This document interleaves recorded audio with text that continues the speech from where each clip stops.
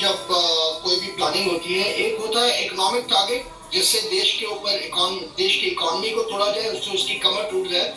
दूसरा होता है साइकोलॉजिकल टारगेट, जो कि जहां पर पावर सेंटर होता है, इन दिस केस ये लाहौर और पंजाब का जो एरिया है वो पावर सेंटर है, कराची जो है वो आपका इकोनॉमिक सेंटर है, और तीसरा होता है इमोशनल सेंटर। तीसरा वो जो इमोशनल सेंटर है वो है पीओके, पाकिस्तान ऑक्यूपाइड कश्मीर। तो आप देखिए तीनों तरीके के टारगेट एक एक तरीके से बहुत अच्छे तरीके से इंडियन आर्मी के और हमारे लीडर्स ने बहुत अच्छे से चुने हैं। जो इकोनॉमिक टारगेट है वो कराची है, जहां से उनकी इकोनॉमी की कमर टूटेगी। जो साइकोलॉजिकल टारगेट है वो पंजाब है, जहां पर आप देख रहे हैं लाहौर और इस एरिया में कॉन्टिन्यूस अटैक चल रहे हैं। और तीसरा जो इमोशनल टारगेट है वो है उनका पाकिस्तान ऑक्यूपाइड कश्मीर, जहाँ की हमारी आर्मी जो है वहां पर भी पूरा छाई हुई है, और उन्होंने वहां पर अपने टारगेट्स के ऊपर अटैक कॉन्टिन्यूसली ऑन रखा हुआ है।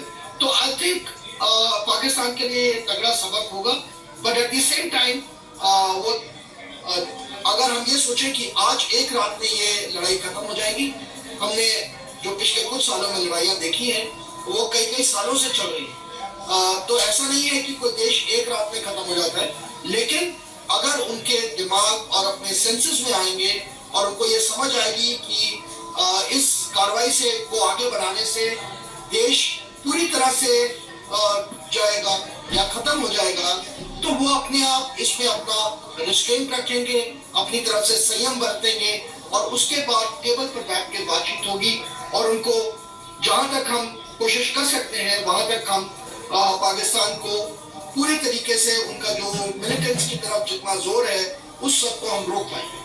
बिल्कुल, जेके बंसल साहब भी हमारे साथ हैं, उनका भी रुख करूंगी, लेकिन यहाँ पर बड़ी खबर का रुख किए लेते हैं। पहले हर हमले को भारत ने नाकाम कर दिया है। पाकिस्तान के 4 फाइटर जेट्स मार गिराए हैं भारतीय सेना ने। जैसलमेर में पाकिस्तान का F-16 फाइटर प्लेन मार गिराया है। इसके अलावा 2 J-17 और J-10C को मार गिराया है पाकिस्तान के ये तमाम फाइटर जेट्स। नौशेरा में 2 पाकिस्तानी ड्रोन मार गिराए हैं। तो लगातार भारतीय वायुसेना किस तरीके से सशक्त तरीके से ये पूरा हमला और किस तरीके से पाकिस्तान द्वारा किए जा रहे तमाम हमलों को नाकाम किया जा रहा है। मोहित बख्शी भी लगातार हमारे साथ बने हुए। मोहित, ये तमाम जो खबरें सामने आ रही है, पाकिस्तान की कोई स्ट्रेटेजी नहीं थी, कोई तैयारी नहीं थी, सिर्फ एक अकड़ थी, एक अना थी, जिसे सेटिस्फाई करने के लिए मुल्ला मुनीर ने ये किया, और अब पाकिस्तान को युद्ध में झोंक कर वो खुद भागने के फिराक में है। लेकिन भारत जिस तरीके से ये हमले कर रहा है, ये साफ दर्शा रहा है कि हमारी तैयारी कितनी थी, कितनी है, और आगे पाकिस्तान के लिए क्या हमारा प्लान।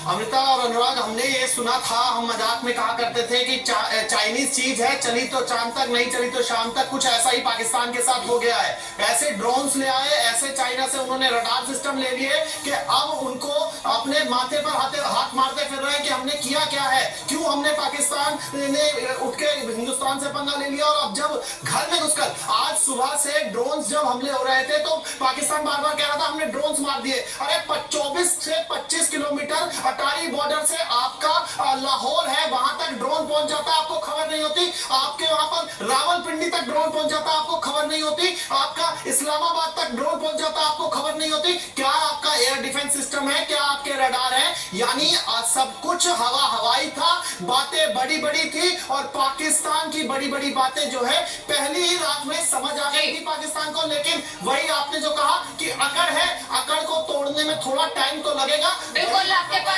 लौटूंगी। जेके बंसल साहब हमारे साथ हैं। आप सर, जिस तरीके से हमारे पैनलिस्ट ने भी कहा कि इमोशनल सेंटर हो, इकोनॉमिक सेंटर हो, पावर सेंटर हो, पाकिस्तान हर मोर्चे पर अब घुटनों पर है, और कब तक सांस चलेगी ये भी कहा नहीं जा सकता।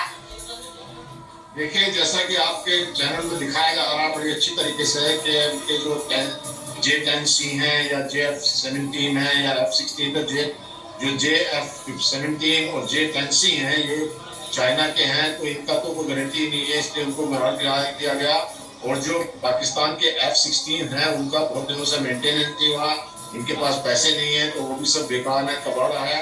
और जहाँ तक इनका चाइनीज का दिया हुआ एक HQ-9 जो एयर डिफेंस सिस्टम है उनको बेकार है। उसको जब हमारी सेना ने, हमारे जो जाके ड्रोन और मिसाइल को इनके एयर डिफेंस सिस्टम को खत्म कर दिया था। लाहौर और जितने बड़े बड़े सिटी थे उनको बिल्कुल अनप्रोटेक्टेड कर दिया। और अभी हमारा जो एयर डिफेंस सिस्टम S-400 है, जो उसको एक जो सुदर्शन चक्र के नाम से भी जाना जाता है, वो दुनिया का सबसे बेस्ट है, रशिया का है।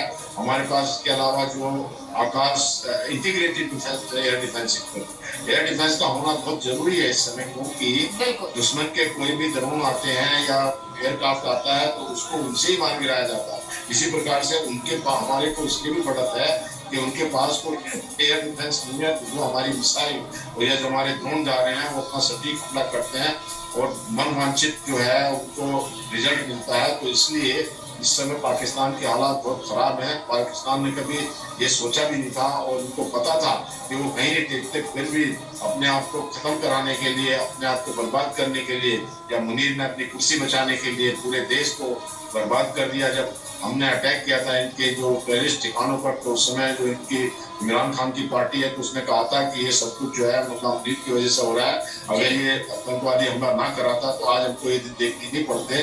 तो अब ये जो हाल बहुत खराब है पाकिस्तान के, उधर से बलोच बढ़ते आ रहे हैं, हमको बलोच को पूरा सपोर्ट करना चाहिए। और यही समय है कि बिल्कुल पाकिस्तान को खटखट में बांट दिया जाए, जिससे कि ये कभी दोबारा सर उठा के ना देख सके और उठा सके। और जो इनकी टेररिस्ट है उनकी भी कमर तोड़ दी गई है, मसूद अजहर का भाई को खत्म कर दिया गया है। तो इस प्रकार से अब की बार जो है पाकिस्तान ने अपने आप को खुद ही खत्म करने का प्लान बना लिया था।